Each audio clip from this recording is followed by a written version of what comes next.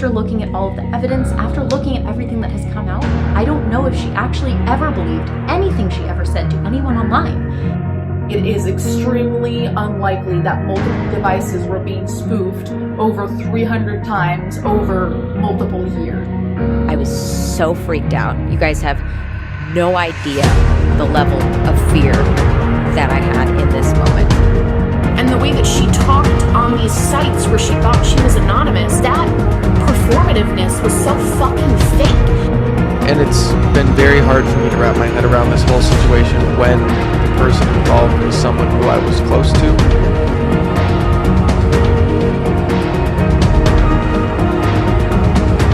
I literally have a written up statement saying if anything mysterious happens to me, this is who you should be worried about. This is who your suspect should be.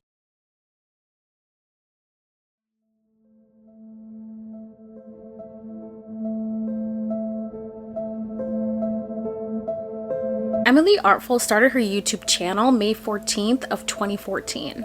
And it wasn't until June 12th of 2021 she revealed to her audience, subscribers, viewers that she's had a stalker for years. When Emily revealed that she had a stalker on June 12th, I feel like one of the reasons why she did this, why she felt confident in telling us, was because days prior, June 7th, this website, Locale, that I've never heard of a day in my life, came out and said a YouTuber by the name of Creepshow Art, or Shannon, was basically trolling. You know, she was trolling, talking about so many YouTubers, and one of those YouTubers was Emily Arful. And when Emily put out this video telling us that she's been stalked for over 8 years, she told us her stalkers were Anthony Parker and Creepshow Art.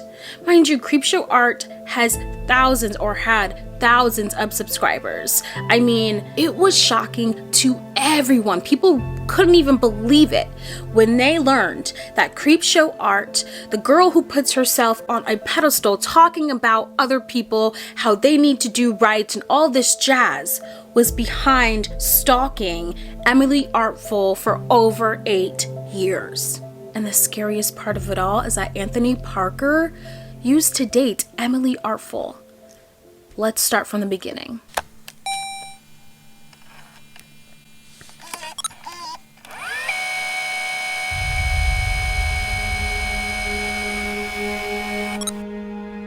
Starting from the age of 14, Emily Arful struggled with addiction. She's also struggled with an eating disorder and several mental health issues. Somewhere between the ages of 18 and 20, Emily was a gig musician, living at home, was a student, took a gig at Nickel City Arcade in San Jose, California, where she met Anthony Parker. When the two met, they immediately hit it off. Around this time, Emily was on a lot of psych meds and admitted to also abusing these medications. Now, the relationship that Emily had with Anthony was extremely unhealthy because they were always arguing. She would be going through these mental breakdowns and would express that she just wanted the relationship to end. In a codependent relationship, there's always this vicious cycle of like fighting, break up, get back together, and you'd have a conversation along the lines of, you know, we should break up, it's for the best, and then they're back together. Emily also mentions that Anthony was extremely abusive towards her. Anthony had a temper, or has a temper, and anytime he would get angry, he'd punch like holes in the drywall of his home. He'd actually think about who he would high school, by detail actually pick out students who he would first. Yeah. Around this time, Emily also admits that she was not a saint herself. She was an anti-feminist. She was fatphobic. She was basically a walking troll because she would make fun of celebrities. She admits she was a horrible human being. And when you really think about it, it makes sense why these two would immediately click or gravitate towards each other at the Nickel City Arcade, because you have Emily who, you know, admitted back then she was on drugs, abused it, and she admitted to herself that she was a horrible person. You know, she would make fun of people. And then you have Anthony who's sitting there picking up who he's gonna in high school first. So it makes sense why, these two, they both were not clear-minded people at the time. Now eventually, or luckily, their relationship ended when Emily commented on her openly gay friend's post, saying something along the lines of, "You're hot, double winky face," and that really set Anthony off. He even got his friend Brandon to really torment Emily, saying that she's just basically calling her all these horrible names, because how dare she comment on a guy telling him that he's hot? How dare she do that, right? So Emily thought that she can probably make things better by driving to Anthony's job, and that didn't go as planned, and they stopped speaking for a while. So I'd like to note, when Emily drove to Anthony's job, it was revealed to us that Creepshow Art, or Shannon, worked there too. Now, obviously at the time, Emily had no idea that Shannon, or Creepshow Art, and Anthony Parker were going to be her stalkers for over 8+ years, right? But for all we know, at this time, in this time frame, we don't know if Anthony was dating Shannon at the time while he was dating Emily. I mean, we don't know a lot of things here. We don't know if Shannon, when Emily came to Anthony's job that day to, try to work things out, we don't know if Shannon was sitting there on the sidelines just watching. We don't know. But here's what we do know. The game has started. At this point in time, what I like to think that Shannon was doing was that she bought the game. She opened up the box, read the instructions, and tried to figure out how to beat her opponent. How could she win the damn game? So while this is going on, we don't know if Anthony and Shannon, they bought the game together yet. We don't really know that, right? But we do know that there was a game that was bought here. Now, time goes by and Anthony ends up reaching out to Emily again, basically apologizing for how things ended. So they started a flirtatious relationship again, and Emily realized it's probably not for the best to start this up again. So Emily ended the flirtatious relationship, and then followed by that was the professional one. So Anthony wanted Emily to sing on his track, sing on his song. She was at one point in one of his music videos, and so they started communicating again due to Emily helping Anthony with his music. Now, at some point, Anthony is sending Emily some of his songs, and Emily hears a female on one of the songs. And Emily's response was, "Oh my gosh, who is that voice? Like, that voice sounds really weak. I can do it better." Little did she know that the person that was on that track singing on Anthony's song was Shannon. Around this time, Emily admits to being a horrible person. She admits to putting others down to make herself feel better about herself. So she believes this comment that she made about Shannon's voice, which she didn't know at the time was Shannon's voice. Emily believes this started this long chain of events. So many people can also argue that this is when they bought the game. They read the instructions and they were learning how to beat their opponent. When Emily started singing with Anthony, that's when she started receiving a lot of Facebook requests, and Emily didn't know this person, but they shared a lot of mutual friends. After accepting these people, shortly after that, Emily was blocked out of her Facebook account. Now, Emily she doesn't remember, her timeline's kind of off just because she does state that she abused drugs, so sometimes the memory could be tricky, but we do know, just to set a timeline in place here, because I like timelines, we do know this incident occurred around 2013, because later on in Emily's video, she reveals, or she shows us an email, because after she got locked out of her account, she messaged Facebook saying, "Hey, I really want to get back into my account, someone is kicking me out," message Facebook, and that happened 2013. And around this time in 2013, she would be receiving negative comments about her weight, her face, and how she's transgender. As this was all happening, Emily thought at the time that this must be people that I was doing drugs with, must be one of them. She would try to get a job, and her stalkers would try to get her fired. Her stalkers actually sent a video to her job trying to get her fired, and it worked. I mean, at one point she was doing makeup for people and she lost one of her biggest clients because of a review about how she doesn't wash her brushes. The fact that her stalkers would go that far to get her fired, at this point, now that we all know who her stalkers are, you have to think, well, they're having a fun time playing this game, you know? They're in it. They're on level whatever the hell they think they're at, but they're in it, right? I mean, they didn't just leave mean comments anymore on her socials. They actually made it a point to find out where she was working at. Hey, and let's discuss, how can we get her fired? I wonder what that conversation was like and how many laughs and smiles and giggles did they have, right? It just felt like every single time that Emily was trying to get back on track, trying to live her life to the fullest, she was always being pushed back because people were trying to come for her. But to them, to her stalkers, this was a game and they were winning. They were winning the damn game.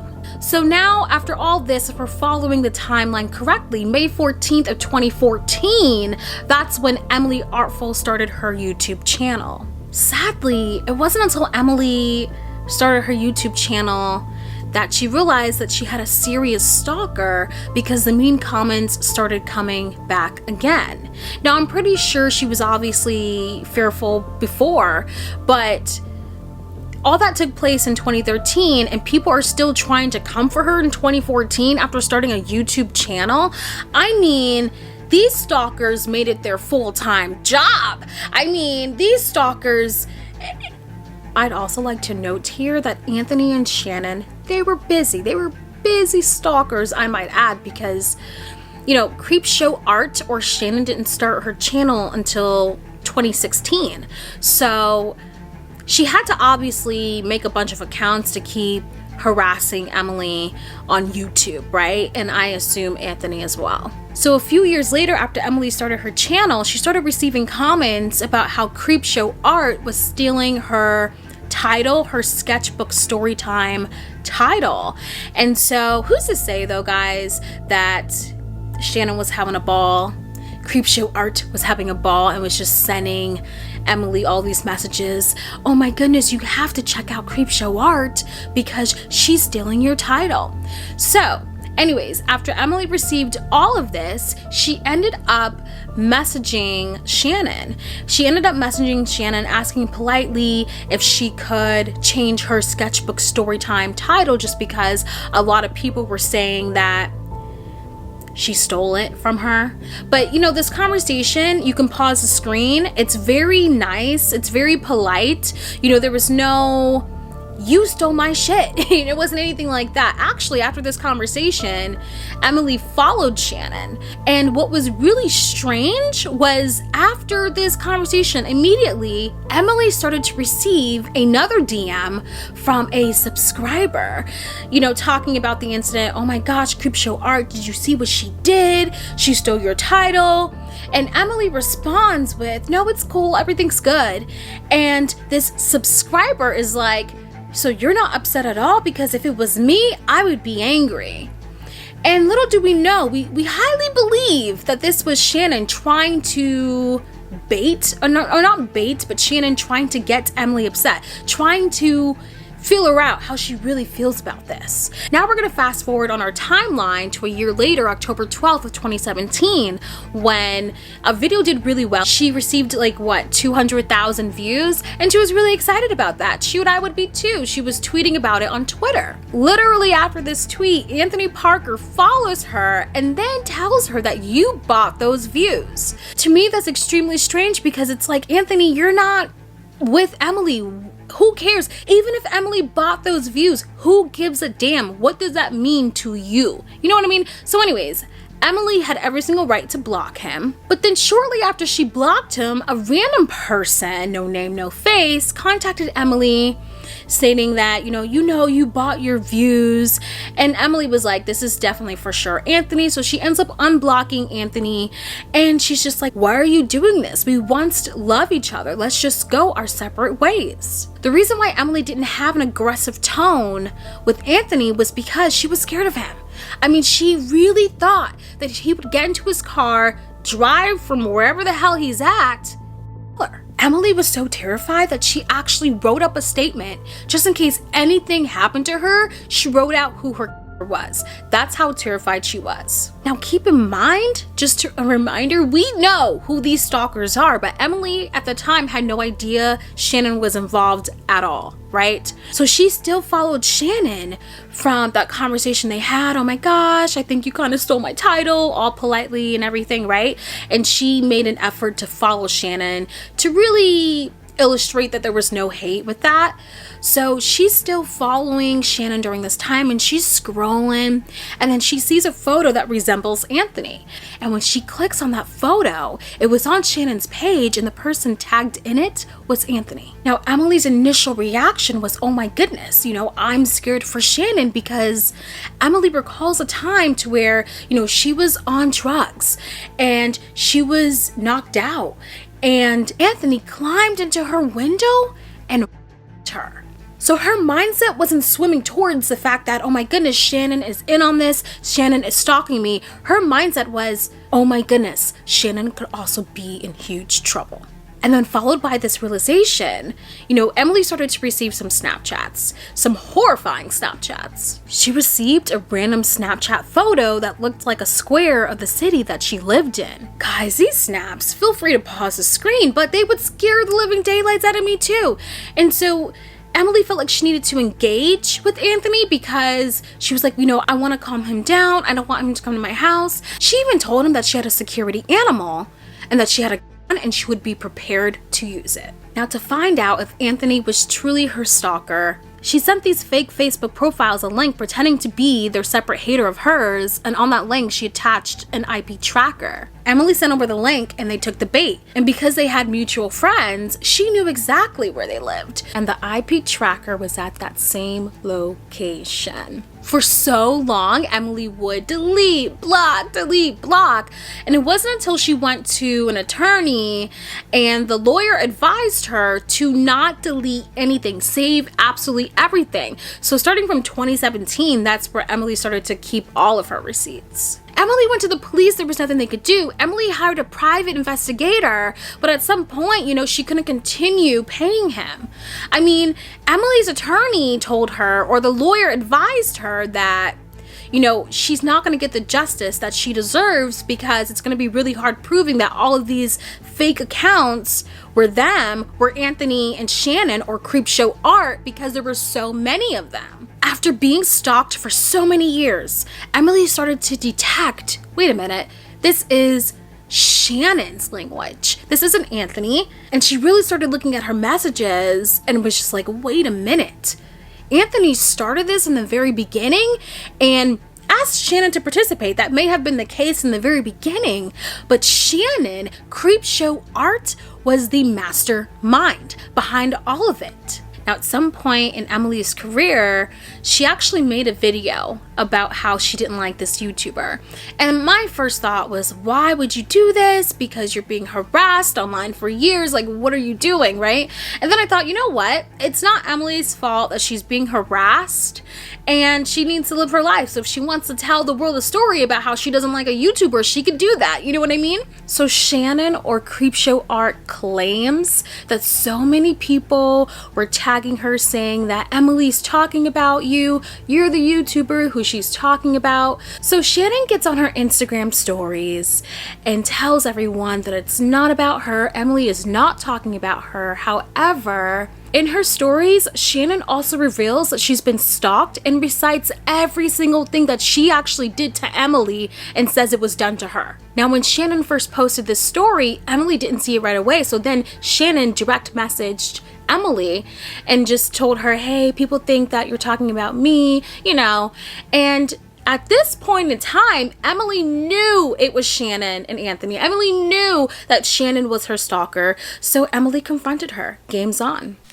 I could lift a car right now. I couldn't take it anymore, so I finally just decided I need to confront her because everything was falling into place. I knew exactly what she was doing. Emily didn't see Shannon's stories right away, so the next thing Shannon did was she DM'd Emily saying, just let you know, people think that your video's about me, blah, blah, blah, blah, blah, right? And Emily, at this point in time, Emily knew it was Shannon, and Emily decided, you know what, I'm going to confront her. So Emily confronted Shannon saying, is it you? Are you the person that's been harassing me for all these years? Guys, Emily even tells Shannon about the IP address, the IP tracker. And Shannon just recites how she's been stalked, how she's been harassed. Shannon also stated that Amy was her stalker. Emily, Amy. And then all of a sudden, now the game is getting pretty hard for the mastermind who took control of all this harassment. Because then Emily, shortly after that, received a DM from some Brita filter, whatever the name is. This person messaged Emily saying it was my 10-year-old brother and my brother's really sorry. Like, I don't know how, Shannon, make it make sense. I mean, I don't know if they thought Emily was just stupid. I don't know, but to anyone, that story sounds bogus. Now, even if you didn't believe everything Emily Arful said, you have to think about the website locale. The admins called Shannon out because she was trying to expose her sister's social medias. She was trying to also advertise on herself, or promote herself. And, they've had enough. She's been also trolling so many other YouTubers, but she publicly talked nice about them or were even publicly friends with them, ready to glare. It was just very mind-blowing to see, her talking crap about D'Angelo Wallace. I mean, it just goes on to all the shit she would talk about on that website while publicly on her channel praising these people. Now, if you didn't believe that, Shannon's sister also came out on Twitter responding, actually confirming a lot of these things we already thought was true about Shannon. Shannon's sister says that she actually saw all these accounts. Why did her sister have all these accounts? And now, to be very clear, Shannon and her sister are not close. The very fact that her sister said she thinks that she's married to Anthony, says enough. But because Shannon has been stalking Emily for years, there was a point in time when Shannon and her sister were talking, and her sister saw all of these accounts and was like, what the heck is this? Her sister also witnessed all these mean messages that Shannon was sending to people. I know Shannon thinks that she's smart and that she was sneaky for all these years, but guess what? She can be read. Shannon could be read. So how is it that Shannon was able to build genuine relationships, friendships with all of these people on YouTube, on this platform, actually talk to them about their personal lives? In my opinion, the first things first is, if you believe Emily Arful, which I do about Anthony, if you believed every single thing she said about Anthony, how he was just, I don't really know the words for Anthony, but we're just gonna say not a person to be with. And if you believe every single thing Emily has stated about him, then you have to think someone who's dating him, they'd have to be pretty damn insecure, right? And it's all over social media how Shannon, she grew up with strict parents and she never felt like her parents gave her the attention that she wanted. So you have an insecure person who is looking for acceptance because apparently she never got it at home. So then she goes to Anthony, who gave her the acceptance that she wanted at home and never got. And then with that, she had some confidence in her, right? And then that huge trigger came in when you have Emily over here making fun of her weak voice. That trigger came in when Emily made her feel the feelings that she felt when she was at home. And then all of a sudden you have Emily telling her that her voice is weak, that her voice sucks. And who really knows what else Emily said during that time, because she said she was, abusing drugs and stuff. So we don't really know exactly what Emily fully said, to be honest here. But either way, that doesn't give anyone the right to do what they did with Emily. But what I'm saying here is that Emily also believes that started the whole chain of events.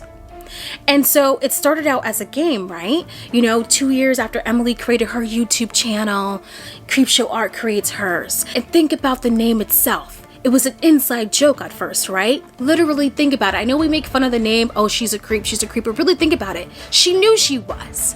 Where do you think that name came from?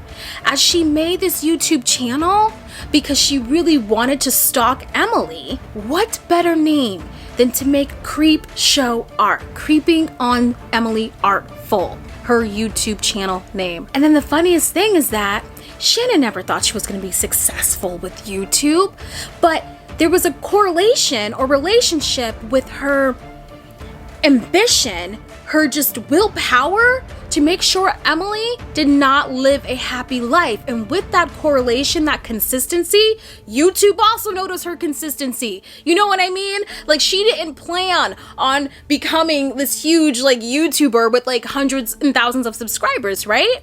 So she was winning it really well, you know, winning it with actual real money. It was just fun at first. And this is where Shannon could be checked, because when you're stalking someone, you get off on doing it.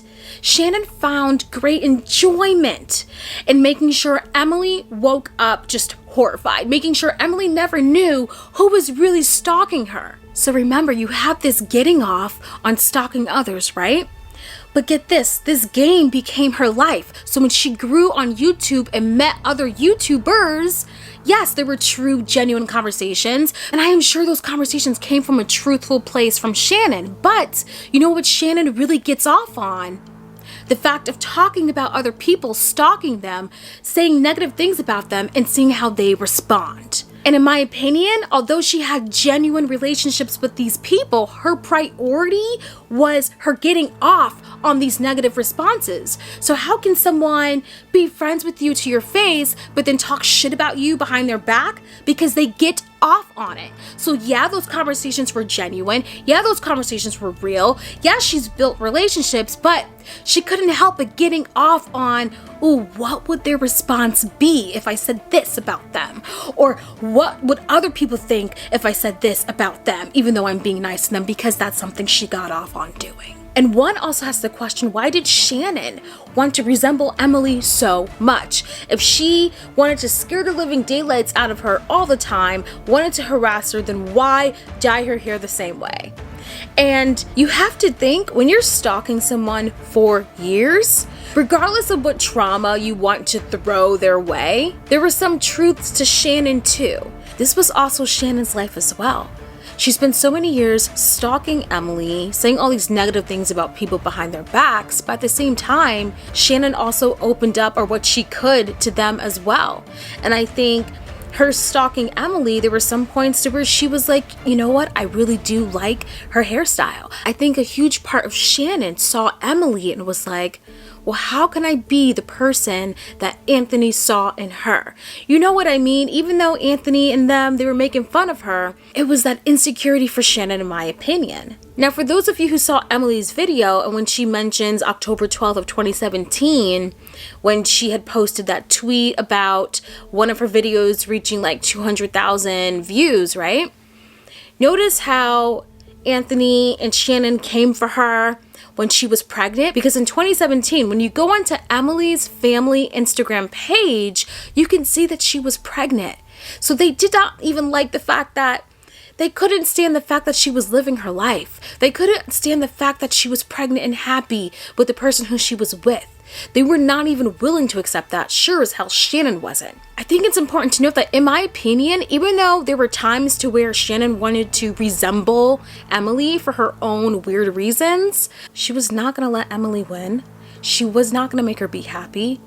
She'll be damned if there was a day, if there was a month, if there was a year where she would not continue this charade. And I want to be clear, I believe that Anthony and Shannon are equally responsible for Emily's trauma for all of these years, but I'm really diving into Shannon because she's the one who put herself on this platform to hold people accountable, and she's doing shit like this.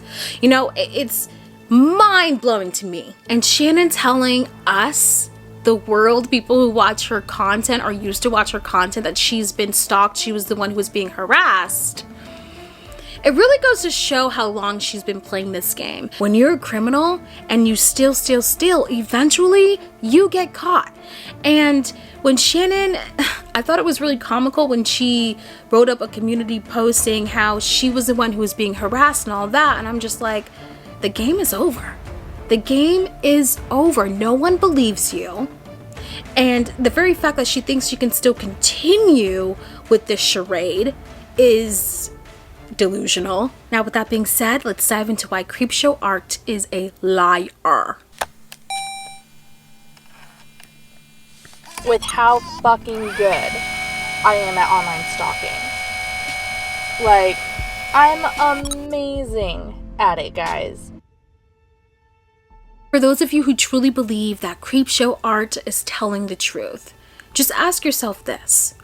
Because honestly, this just comes down to common sense. Not to offend anyone, but just really think about it. So, if Shannon had a stalker, right? The stalker went on locale. Mind you, not a lot of people heard about this site. I bet you after this whole scandal, that actually increased more visitors on their site or their page. You know what I mean? No one has ever heard of this site, right? But let's just say Shannon had a stalker. And this stalker pretended to be Shannon on this website no one has heard of before. So this stalker is pretending to be Shannon, self-promoting Shannon stuff, and also talking about other people for what? What sense does it make? Wouldn't you think the stalker would want to go on Shannon's biggest platform, which is her YouTube channel? Like, where are those comments? Like, it doesn't make any sense for someone to pretend to be Shannon to stalk Emily. How does that make sense? It doesn't. It's not common sense. What fits into place is that Shannon got triggered way back in the days and started to make this whole thing a game, didn't really realize that she was going to be successful on YouTube, but then that turned into a huge thing. She made YouTube friends, and she really enjoyed or got off on talking negative about others behind their back, and really enjoyed at looking at the responses of other people talking about them as well. Okay, she got off on it. And now she got caught. The admins called her out on that. That's something she never expected would happen in years. I'm so glad they did that. I'm sure Emily Arful is too. And so now here she is, and she's just trying to pick up the pieces, trying to cover her ass, sending ready to glare flowers for what? She don't believe you either. Make it make sense. It doesn't make any sense. She cannot be met with sense. There is no making sense with Shannon Margaret Campbell or Creepshow Art. Creepshow Art will never admit to what she did because she could be criminally charged. Let's be real. I also want to say to Emily that I am so sorry for what you went through all of these years, and you just had to keep going through it. I can only imagine. And for Creepshow Art and Anthony Parker, I think they should be criminally charged, and I think that they also need to get the help that they need because something is seriously mentally wrong with them, in my opinion. Now I'm gonna end this video on some facts on what to do just in case you are experiencing anything Emily Arful had to go through, or you just want to educate yourself on what to do if you are being bullied, stalked, harassed online. Stalking and harassment are a criminal offense in all 50 states in the US. If you're a victim of cyberstalking, don't wait for the problem to go away. There are plenty of steps you can take to stop a cyberstalking attack today. The number one thing you should do the moment you realize that you're being stalked online is to tell the cyberstalker to stop. You don't need to give any explanations. Simply say something along the lines of, "Please do not contact me again." Keep the message for your records. Unfortunately, it's more than likely that the cyberstalker won't stop harassing you. That's because most stalkers are desperate for attention regardless of whether it's positive or negative. It's crucial that you don't respond to any more of their messages, even if the stalker threatens to contact your family, friends, or employers or expose sensitive information about you. Don't ask anyone to contact the cyberstalker on your behalf either. It's not uncommon for harassers to claim that their victims are the ones harassing them, not the other way around. The second thing you should do is tell those around you. It's a good idea to tell your family and friends that you're being stalked online. Not only will they be able to give you the emotional support you need during this frightening time, but they'll also know not to share any sensitive information about you with people they don't know very well online. Cyberstalkers often try to get in touch with those close to their victim. Block the cyberstalker. Block the cyberstalker on all channels and report their behavior to the respective platform. Opt out of data broker sites. Many cyberstalkers use data brokers and people search sites to find out more about their victims. People search sites have a ton of information about you, including your address, phone number, email address, marital status, income, and more. Luckily, you can opt out of most data broker sites. The process is tedious at best, but worth it. Collect evidence. Your first instinct is probably to get rid of everything that your cyberstalker has sent you, including chat logs, emails, and maybe even physical mail. However, it's vital that you save every communication you've received, as it can be proved to be invaluable evidence. Assess your online security. As a cyberstalker gathers more information about you, they might try to hack into your online accounts and email. Having strong passwords and enabling two-factor authentication can help protect your online identity. Think about your offline safety too. Cyberstalking can involve stalking in real life as well. Just think about it. If a cyberstalker finds out your home address, all they have to do is put it into Google Maps to research your environment. Take the time to assess your home security and avoid meeting with people you know only through the internet. And the 8th thing, call the police. If you're afraid for your safety, you should call the police and victim services. Even if the police can't prosecute the cyberstalker right away, your report will go on file and the police will likely give you good advice. For more information about cyberstalking resources, I left some websites in the description below. Thank you guys for watching, and I will see you on the next video. Bye guys.